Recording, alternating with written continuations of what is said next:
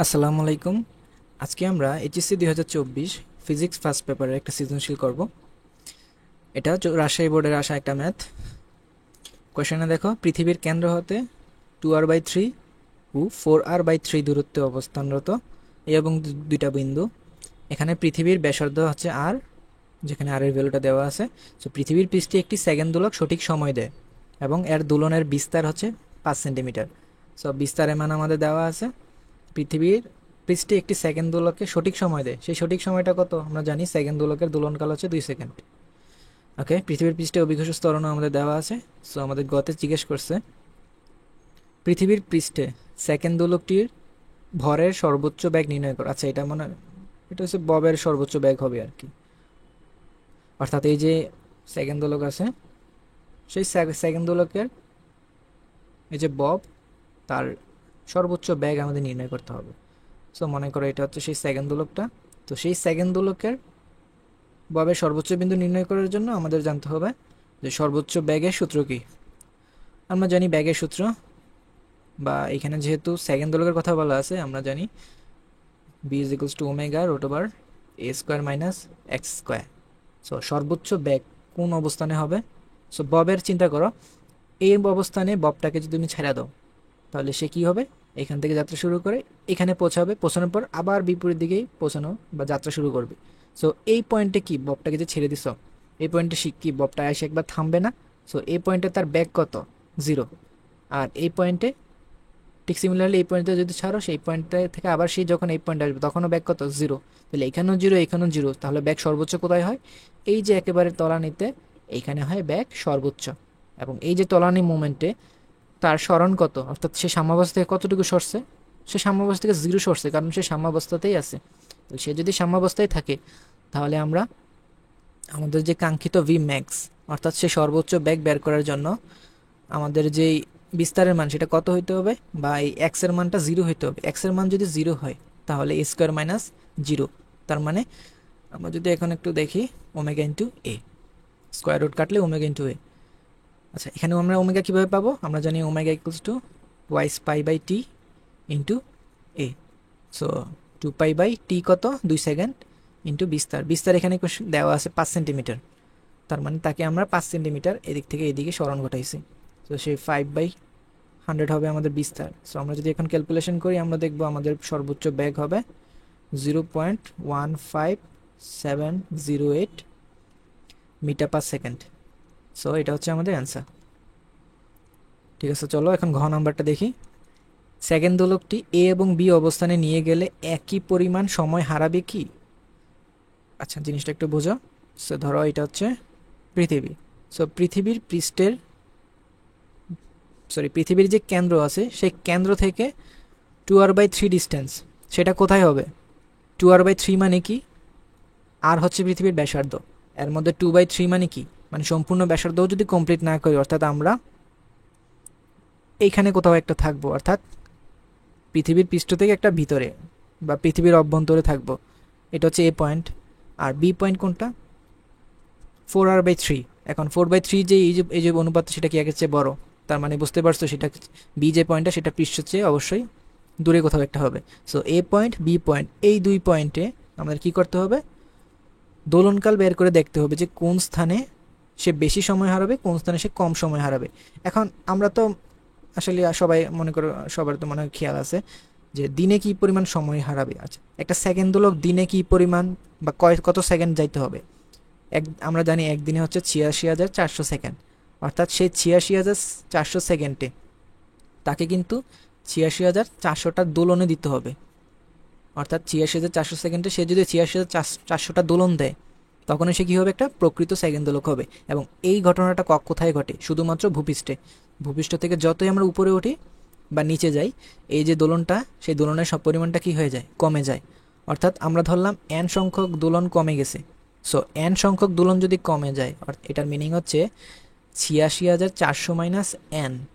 So এতটা দোলন দিতে, মানে এই কম পরিমাণ দোলন দিতেই আমাদের কত সময় লাগছে? 86,400 সেকেন্ড সময় লাগছে। তাহলে একটা দোলন দিতে আমার যেই দোলকটা আছে সেটা কত সময় লাগবে? উপরে হবে 86,400, নিচে হবে 86,400 মাইনাস n। তাহলে যদি 2টা দোলন যদি দেওয়া লাগতো তাহলে কত হইতো, ইন্টু 2। তাহলে 2টা দোলন যে দেয়া থাকলে আমাদের যতটুকু সময় লাগে সেটাকে আমরা কি বলি, দোলনকাল। সো দোলনকাল থেকে আমরা বুঝতে পারতেছি এখানে 86,400, নিচে হবে 86,400 মাইনাস n ইন্টু 2। সো আমরা এইভাবে কতটুকু সময় হারাবে কোথায় গেলে সেই জিনিসটা বের করতে পারবো। সো এই পুরো জিনিসটা বের করার জন্য আমাদের মেইন টার্গেট কি, দোলনকাল বের করা। সো আমাদের আগে দোলনকাল বের করতে হবে এ এবং বি অবস্থানে। সো এ এবং বি অবস্থানে দোলনকাল বের করার আগে আমাদের এখানে দেখতে হবে যে কিভাবে দোলনকাল বের করতে পারি। সো দোলনকালের ইকুয়েশন যদি আমরা দেখি, T is equals to 2 pi root over L by G. এখানে কিন্তু এল এর মান কনস্ট্যান্ট থাকবে। সো আমরা টি এর যে ভ্যালুগুলা সেটা কিন্তু জি এর মাধ্যমে বের করতে পারি। সো আমরা তো মহাকর্ষ অভিকর্ষ চ্যাপ্টারে তো এটা পড়ছি যে এ এবং বি বিন্দুর ভিতরে যে অভিকর্ষ স্তরণ সেটা ইজিলি আমরা বের করে ফেলতে পারি। সো সেই অভিকর্ষ স্তরণ যদি বের করা শেষ হয়ে যায় তাহলে আমরা কি ওই স্থানগুলো দোলনকালও পেয়ে যাব। সো আমরা প্রথমে মনে করো এ স্থানের দোলনকাল বের করতে চাই, তার জন্য আমাদের আগে কী বের করতে হবে, জি এ। সো এ অবস্থানটা কোথায়, পৃথিবী থেকে কিছু পরিমাণ কি অভ্যন্তরে। সেই অভ্যন্তরে দোলনকালে বের করার সূত্র কি, 1 minus D by R into G, অর্থাৎ পৃষ্ঠে যে অভিকর্ষ স্তরণ তার সাথে এই পার্টটা গুণ হয়েছে। এখন এই পার্টে ডি কি, ডি হচ্ছে সে পৃষ্ঠ থেকে যত গভীরতায় নিচে আছে। আর এখানে আরটা কি, এখানে হচ্ছে পৃথিবীর ব্যাসার্ধ। So 1 minus D. আচ্ছা, আমাদের এখানে যে দূরত্বটা দেওয়া আছে সেটা কিন্তু কেন্দ্র হতে, ঠিক আছে, তার মানে সে কেন্দ্র হতে 2r/3 দূরত্বে আছে। তার মানে মনে করো টোটাল ডিস্টেন্সটা যদি হয় আর, সো কেন্দ্র হতে যদি সে 2r/3 ডিস্টেন্সে থাকে তাহলে উপর থেকে সে কত ডিস্টেন্সে থাকবে, 1/3 না। সো উপরের অংশটা কত, 1/3। তার মানে এই জায়গাটা হচ্ছে r/3, আর নিচে কত, আর ইন্টু জিই। এটা যদি ক্যালকুলেশন করি আমরা দেখবো আমাদের মান আসে 6.53 মিটার পার সেকেন্ড ইনভার্স 2। ঠিক আছে, তাহলে দোলনকাল এখান থেকে বের করে ফেলতে পারি। আমরা জানি দোলনকালের সাথে অভিকর্ষ স্তরণের ব্যস্তানুপাতিক সম্পর্ক, তাহলে T2/T1 সেটা যদি আমাদের করতে হয় তাহলে সেটা হবে √G1/G2।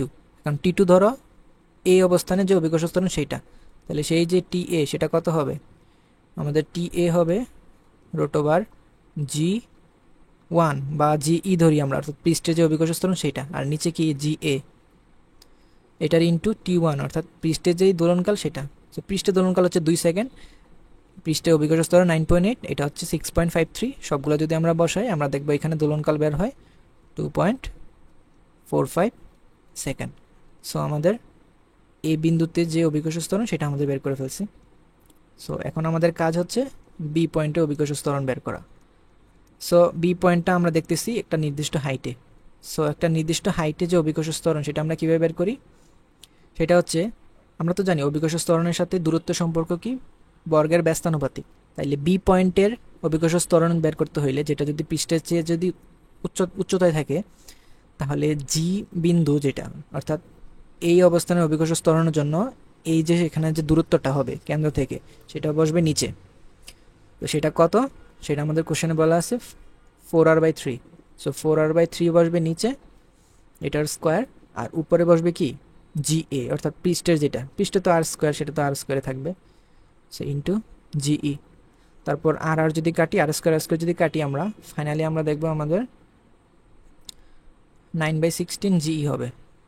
আচ্ছা, 9/16 মানে কত, 9/16 হচ্ছে আমাদের 5.5125 মিটার পার সেকেন্ড ইনভার্সের কাছাকাছি একটা হবে। ওকে, সো বি বিন্দুতে আমাদের অভিকর্ষ স্তরণ বের হয়ে গেছে। তাহলে সিমিলারলি এটার মতো যদি আমরা সূত্র এখন বসাই দেই যে বি বিন্দুর দোলনকাল বের করতে, সেটা কত হবে, GE/GB ইন্টু TE। সো এটা যদি আমরা করি আমরা দেখব 2.67 সেকেন্ড। আচ্ছা, সো আমাদের কাজ শেষ। এখন আমাদের বাকি রইল কি, যে আমরা জানি টি হচ্ছে 86,400 মাইনাস n ইন্টু 2, যেটা আমরা এই যে প্রথমে যে ডেরিভেশন করছিলাম এই যে এইটা।